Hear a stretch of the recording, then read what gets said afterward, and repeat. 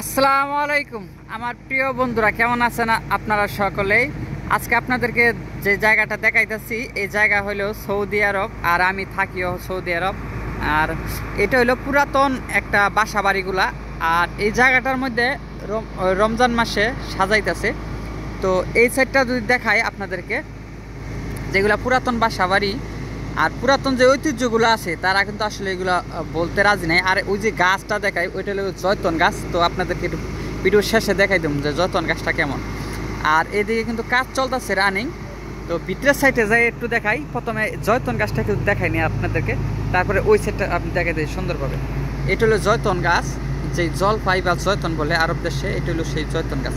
তো ওই সাইডটাতে দেখাইতেছে আপনাদেরকে কত সুন্দরভাবে সাজানো হয়েছে পুরোনো দিনে সেই ঐতিহ্যগুলা। আর এই বাসাগুলা অনেক পুরোনো দিনে, মানে কয়েকশো বছর আগের এই ঘরগুলা পাথরের ঘর ছিল, যা পাথর দিয়ে নির্মাণ ছিল। আগের দিনগুলা কেমন ছিল তাদের।